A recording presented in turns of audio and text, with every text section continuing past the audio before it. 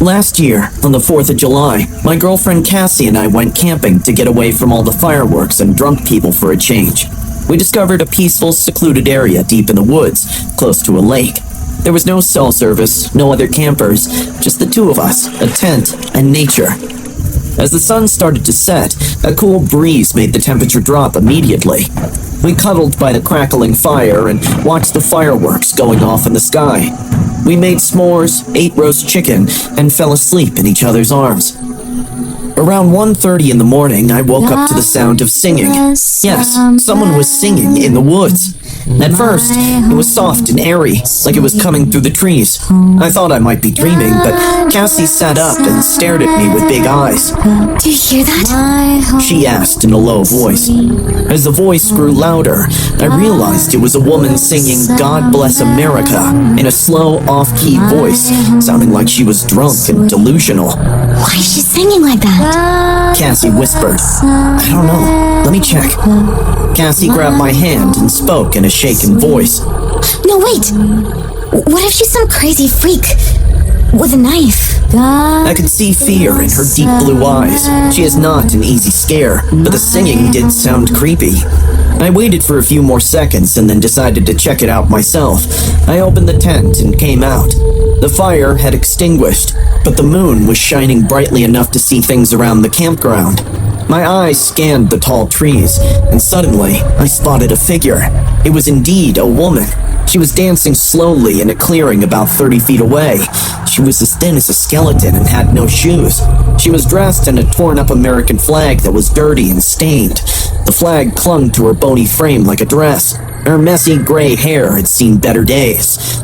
God bless America, my home, sweet home. God bless America, my home, sweet home.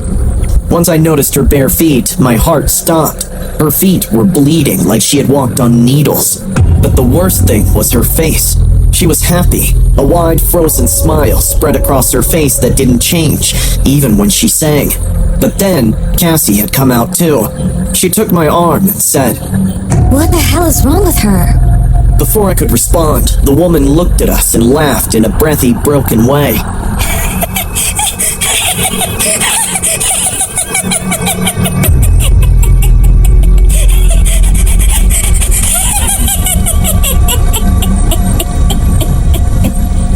We ran back to the tent and zipped ourselves in, thinking that would help.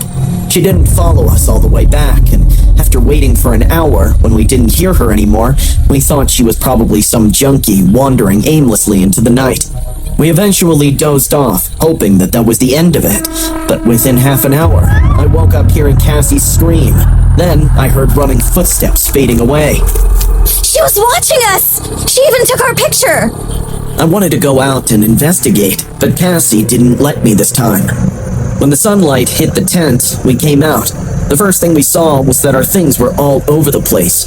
Someone had rifled through our cooler, tossed clothes everywhere, and moved the camp chairs. But the fire pit, that's where things went wrong. In the cold ashes was something partially burned. I picked it up. It was a photograph. A Polaroid photo of me sleeping in the tent, from the exact angle where Cassie saw the woman. On the back, written in this thick red smear that looked far too much like blood, were the words, Be mine this 4th. We packed up and left without saying a word. We drove straight home and didn't stop until we were back in the city. I attempted to report it, but the ranger informed me that no one else had registered near that area throughout the weekend.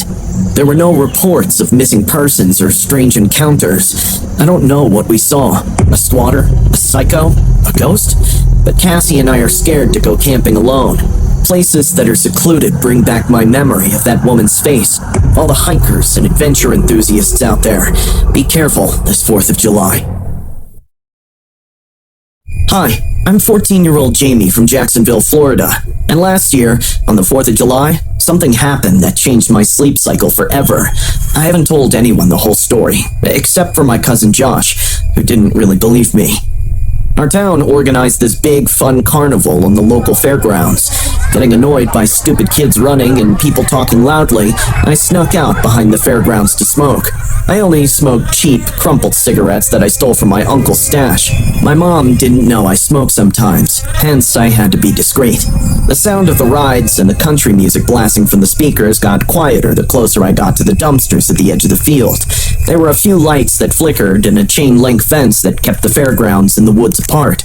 I took a big drag that calmed my nerves. Everything felt alright until I noticed a man crouched down next to the trash cans with a red, white, and blue bandana tied around his head.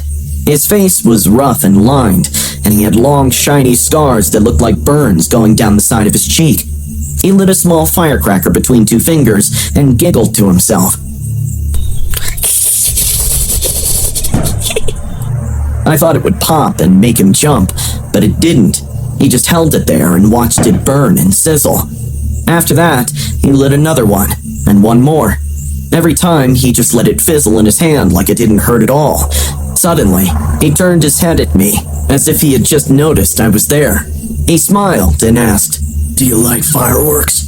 I gulped in nervousness as our eyes met. I couldn't say anything. I couldn't move. The way he crouched and didn't blink made my skin crawl. He didn't care for my answer and went on saying, "I love the way they scream," and then started to laugh loudly.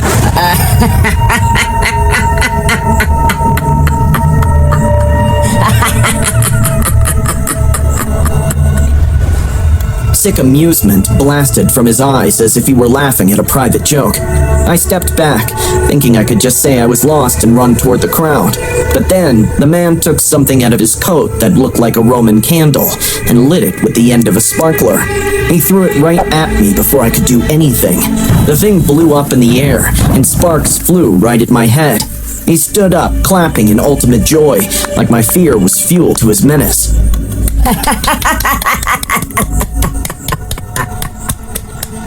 "Let me put one in your mouth," he yelled, and ran after me. I started running too. I didn't think I've ever run this fast before. I could hear the fizzing and popping of bottle rockets going off in his pockets, and the whoosh of sparklers behind me. "Hear that bang?" I swear he was laughing the whole time. It was a high, broken laugh that didn't sound like a person. I was able to get back to the main carnival area and dove behind the corn dog stand. He was gone when I turned around, just like that. I didn't say anything to the police. What was I supposed to say? A crazy person was throwing fireworks at me? The next morning, everyone in town was talking about Madison. She was 14 years old and went to my school. There was a picture of her on every post. She wore braces and tied her blonde hair into a ponytail. She went missing from the carnival that night. 2 days later, the cops found her body in a ditch off Mill Road. The official report didn't say much, but people talked. My cousin told me that his dad, who works for the fire department, saw what happened. Someone had put firecrackers in her mouth and lit them. Madison's lips were burned, and her face was blackened, as if someone had tried to make her scream one last time. Hearing this, the man's creepy words echoed in my ears. I love how they scream. I still hear that sentence in my head from time to time. Since then, I haven't been able to go to the fairgrounds, and I haven't smoked another cigarette either. The investigation turned out to be a cold case because the man was never caught. But a week ago, I was walking home from school and saw something in the storm drain next to the playground. One side was burned black, and it still smelled like sulfur. It was a bandana in red, white, and blue. I didn't touch it. I looked at it for a few seconds and then ran all the way home.